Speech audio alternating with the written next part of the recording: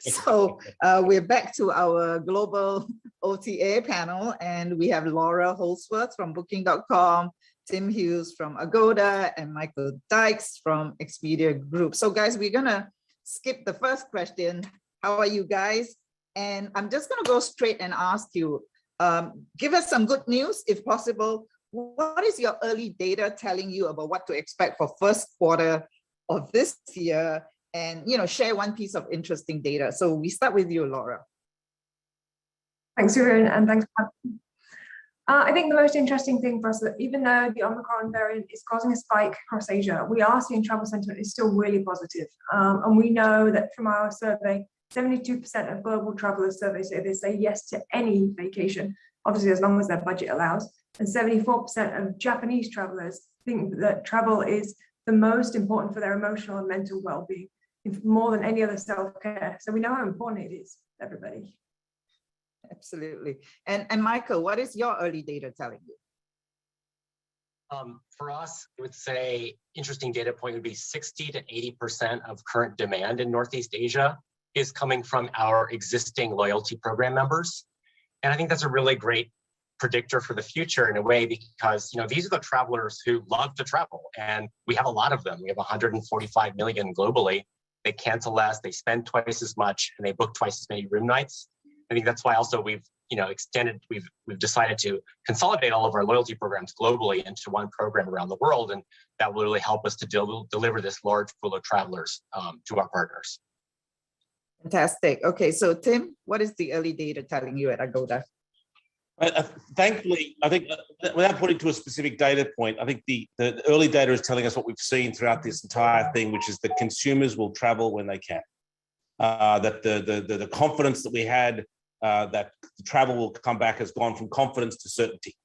That every data point we have shows that as soon as a restriction ends, as soon as airplanes can get back in the sky, as soon as people can get on trains and planes, they go. And we're seeing that even though Omicron is sweeping the world, there are more sick people now than ever before in the history of this crisis, including myself recovering, that travel is unstoppable. Absolutely. I mean, I can't tell you the number of calls I get now from people who are actually falling sick, but, very mild and staying home, and then just can't wait to travel. And suddenly I sort of also managed to slip out in between the waves, while I could too. So, all right. So let's talk about pre-pandemic, and we dream of those wonderful days, halcyon days. Japan was all about openness and globalization, right? Remember inbound tourism goals and all that. And the pandemic has reversed that trend, I think, for almost all markets in North Asia. So would it be fair to say that global brands like yours have kind of lost a bit of your power or edge in this kind of a world? Laura, let's begin with you. Thanks, Hoon. I think it depends on how you define power. The COVID crisis undoubtedly devastated many industries, obviously ours, probably more than most. But as one of the largest OTAs, Booking.com has continued to be a mainstay in the front of travelers' minds over the last 25 years. And even as Tim just mentioned, travelers have a desire to go, and they go to the places that they're comfortable to go to when it comes to booking. And we see that in the high inbound. As soon as borders open, the bookings come. And so we know that as long as we remain customer centric, then we will continue to build customer confidence, which is what we need to do to make sure that we can make it easier for everyone to experience the world during the pandemic and obviously beyond. So we continue to innovate to make that the case, providing transparency, peace of mind, and the custom fit trip, I think, is very important. And we heard Hermione talk about that earlier in personalization. So I think that defining power, difficult, but we're definitely here to bring back the travel when it's ready. Yeah, so Laura, you kind of jumped to the next question, which is one thing that you're doing differently, right, to compete in this sort of change environment. So let's go to Michael. Like, one thing that you're doing differently to compete in this change environment. Yes, you've amassed your loyalty program. Well, what else are you doing to compete in this change environment, Michael? Well, I think one of the things that, on the surface, it looks like we might be weaker, but I actually think that we are much stronger through this pandemic, and being the global brands has actually helped us a lot of ways. And there's three reasons for that. I think one of them is that all of us on this panel have also developed our domestic businesses, right? And so, the domestic business for us in Japan in 2019 was 40% of our business, and Korea was 55%. So we have these large domestic businesses that, we've been able to cultivate, and that has served as a cushion now. And then when as the pandemic emerged, what did we change?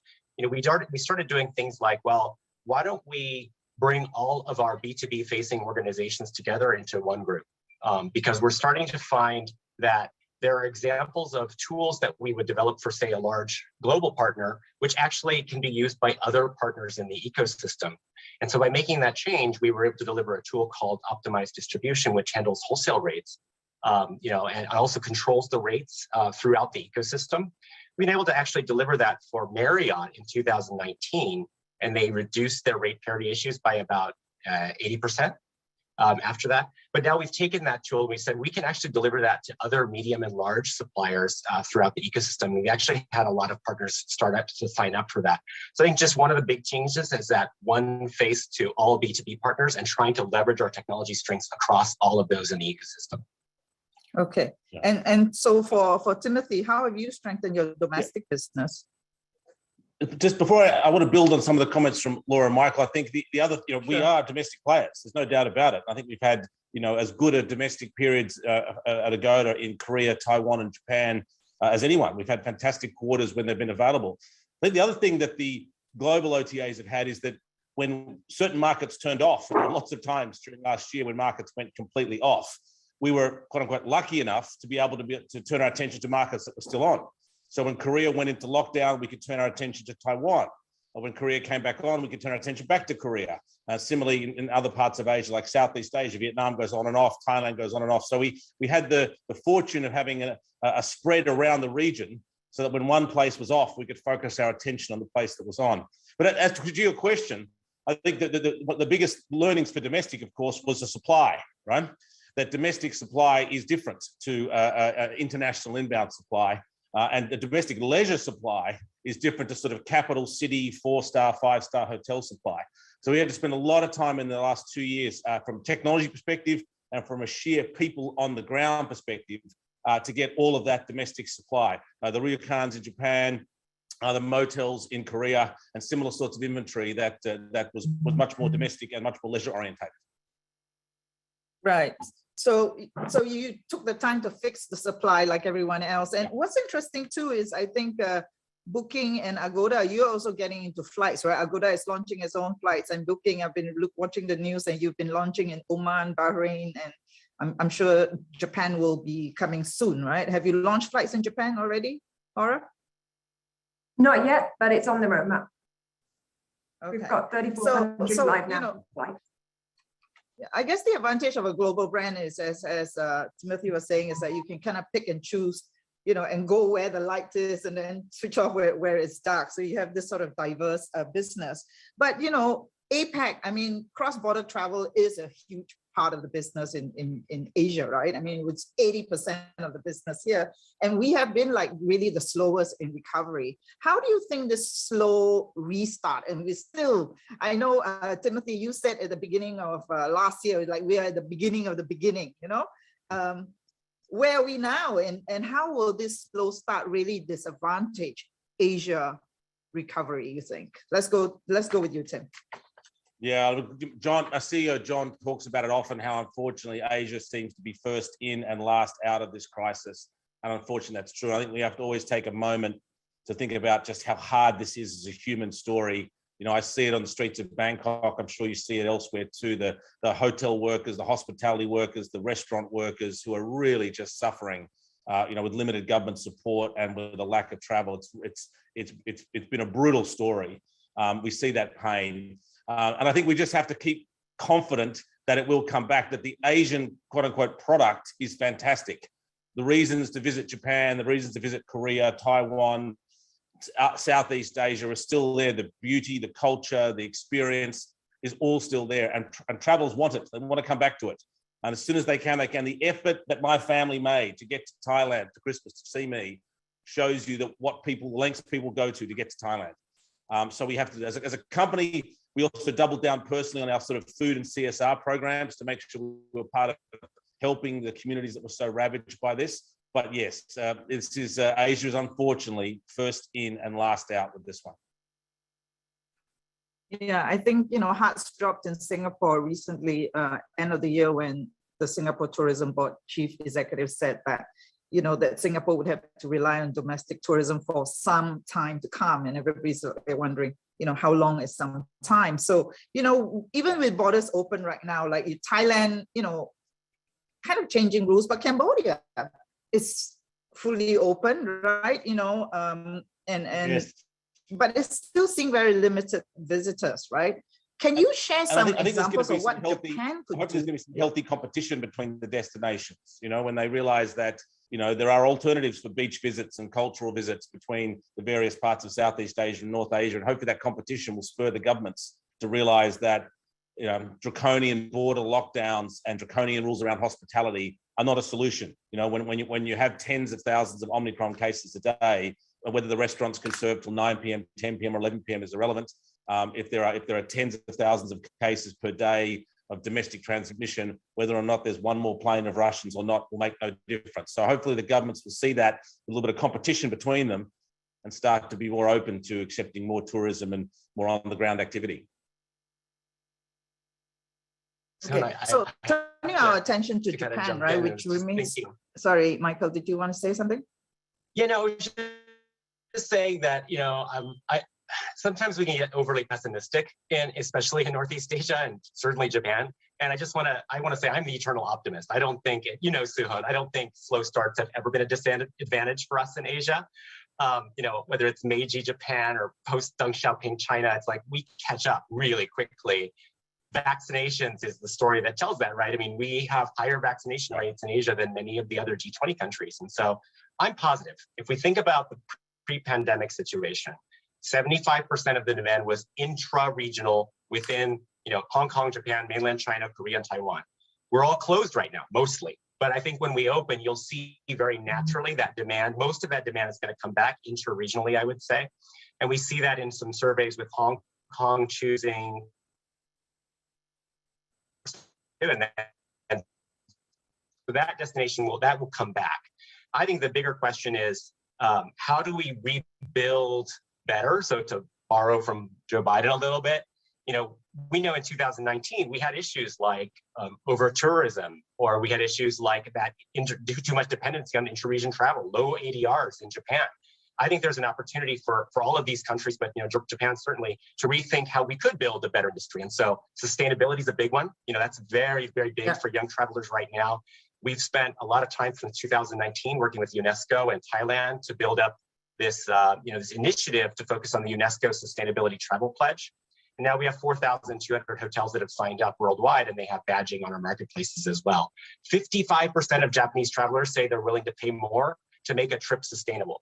And that's actually 50% also say they want to choose a less crowded destination to reduce effects of over-tourism.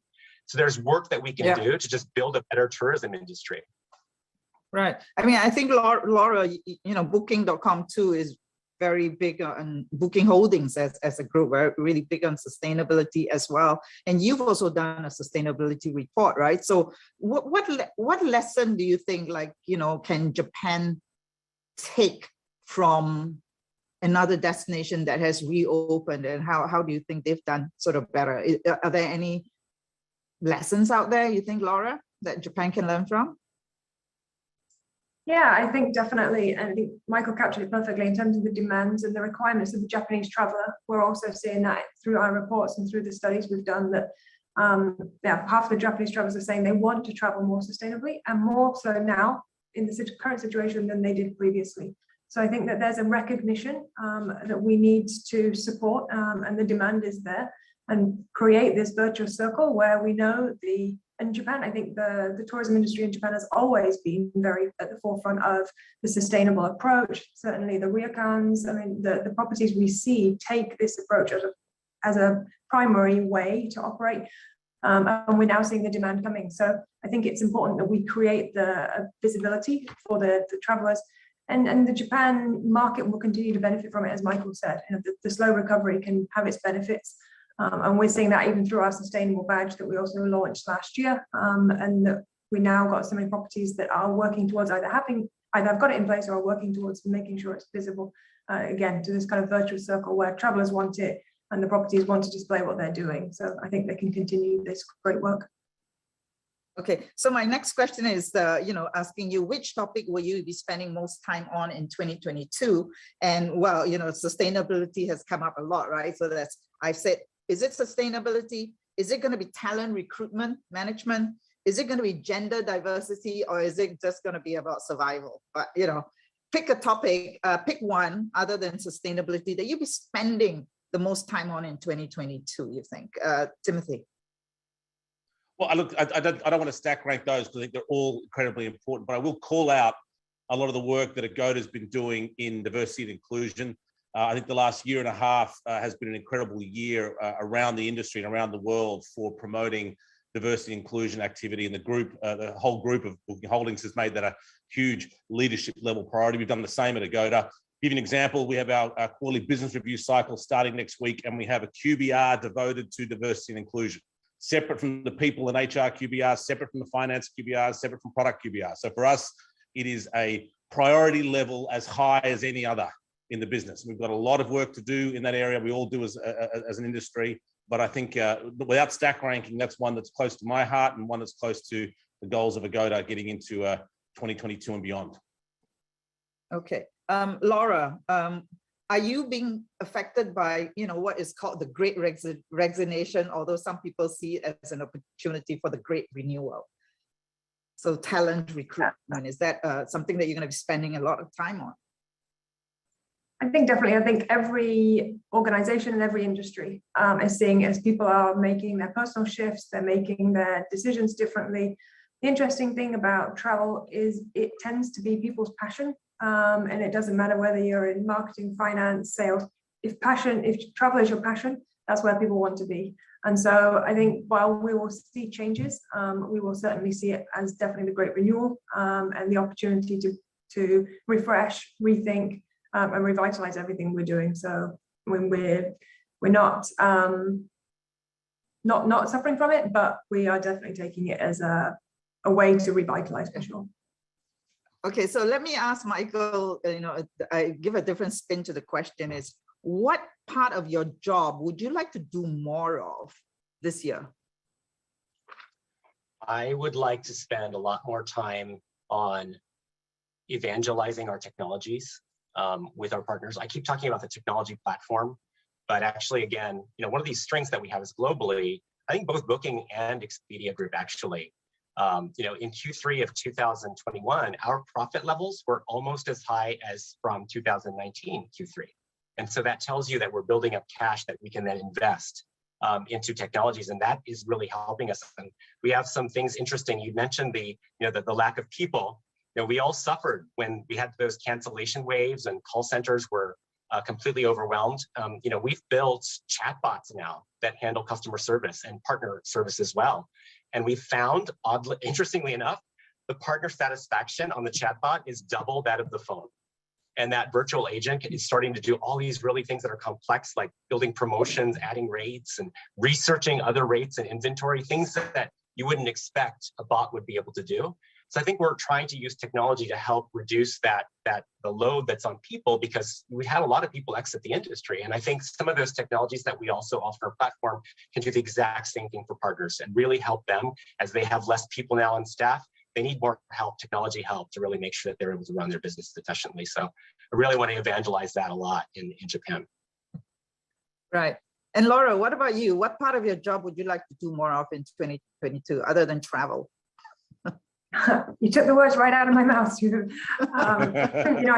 I joined Booking last June and have not been able to get out and visit any of our partners, any of our team yet. So that's definitely number one for me this year. Yeah. and Timothy? She took the words right out of my mouth. I'm a networking guy, Hoon, you know this. This is what I do.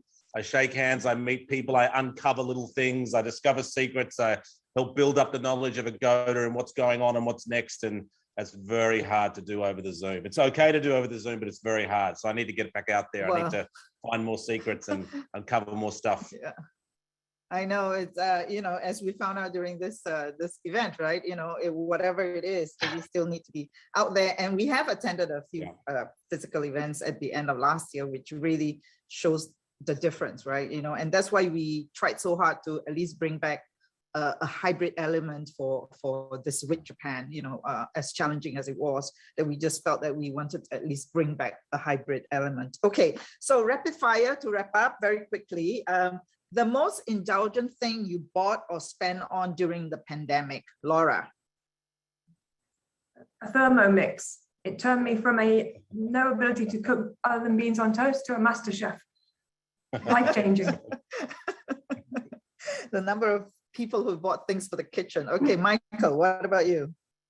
The same exact thing. I hated cooking before. I've learned to love it. And I spent way too much on a handmade, made in Japan, cast iron frying pan from a company called Vermicular. I think it's like more expensive than all of the cooking goods I've ever bought in my life combined. Fantastic. So do you think that will affect, dining out post-pandemic? Because you guys got to, you spend so much, so you got to make use of your fancy gadgets to cook, I think it might lead to more premium outages, just like we do on travel. It's like, if I can make it at home, I don't want to eat at a restaurant. So I go for something really special that I can't make at home now. Absolutely. Okay, well, Timothy, what about you? Anything I'm going to do with complete the stereotype. If it's not cooking, it was pets. So I rescued 2 quote unquote free soy dogs from Thailand. But those free soy dogs are very expensive once you get to the expensive aisle of the custom-made food department for dog foods and all the accoutrements and beds and so forth. So my 2 very, very expensive but free soy rescue dogs in Thailand. It sounds like you need a Thermomix for dog food. I need a Thermomix for dog. I'm sure I have bought a custom-made food that has come from a Thermomix from dog. I'm sure I've spent that money for sure. All right, so a trip that you're planning that you would not have thought of pre-pandemic, Laura? Cruise.